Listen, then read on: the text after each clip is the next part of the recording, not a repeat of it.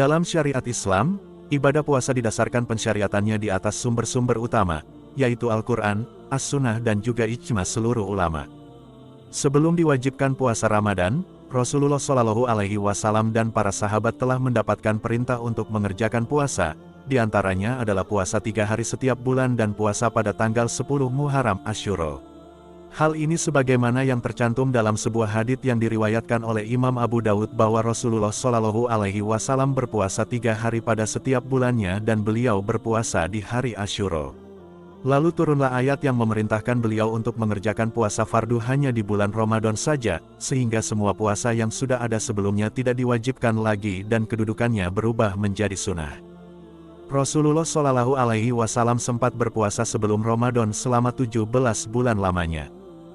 Kewajiban puasa Ramadan disyariatkan pada tanggal 10 Sya'ban di tahun kedua setelah hijrah Nabi dari Mekah ke Madinah. Waktunya diperkirakan sesudah turunnya perintah untuk mengganti arah kiblat dari Masjidil Aqsa ke Masjidil Haram. Semenjak itu Rasulullah menjalankan puasa Ramadan hingga akhir hayatnya sebanyak 9 kali. Imam An-Nawawi dalam kitab Al-Majmu', Syarah Muhadzab menuliskan bahwa Rasulullah Shallallahu Alaihi Wasallam berpuasa Ramadan selama 9 tahun. Sebab puasa Ramadan diwajibkan pada bulan Sya'ban tahun kedua Hijriyah, lalu beliau wafat bulan Rabiul Awal tahun ke-11 Hijriyah. Sumber pertama disyariatkannya puasa adalah Al-Quran. Allah telah mewajibkan umat Islam untuk berpuasa bulan Ramadan dalam Al-Quran. Dasar dari ayat Al-Quran adalah surat Al-Baqarah ayat 183. Hai orang-orang yang beriman, diwajibkan atas kamu berpuasa sebagaimana telah diwajibkan kepada sebelum kamu agar kamu bertakwa. Dan juga surat Al-Baqarah ayat 185, siapa di antara kalian yang menyaksikan bulan Ramadan, maka berpuasalah. Puasa Ramadan adalah bagian dari rukun Islam yang kelima, oleh karena itu mengingkari kewajiban puasa Ramadan termasuk mengingkari rukun Islam, dan pengingkaran atas salah satu rukun Islam akan mengakibatkan batalnya keislaman seseorang.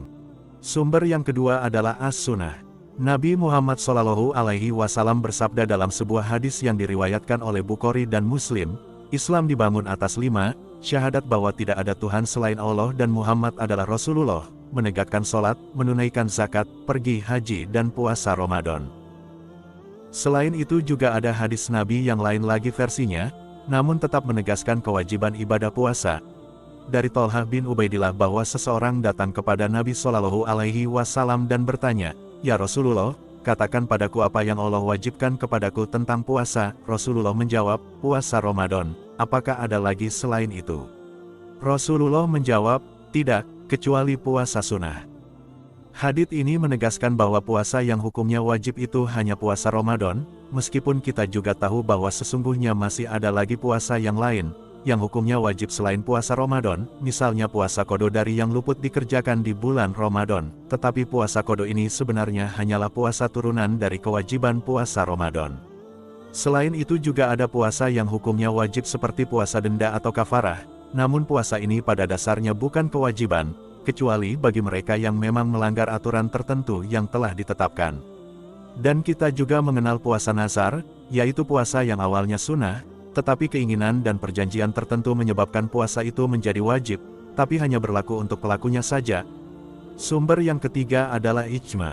Secara ijma seluruh umat Islam sepanjang zaman telah sepakat atas kewajiban puasa Ramadan bagi tiap muslim yang memenuhi syarat wajib puasa. Ijma ulama juga sampai kepada batas bahwa orang yang mengingkari kewajiban puasa di bulan Ramadan berarti telah keluar dari agama Islam. Hal itu mengingat bahwa puasa di bulan suci Ramadan bukan sekedar kewajiban, tetapi lebih dari itu, Ramadan merupakan bagian dari rukun Islam yang harus ditegakkan. Nah itu dia sejarah pensyariatan puasa, semoga bermanfaat ya.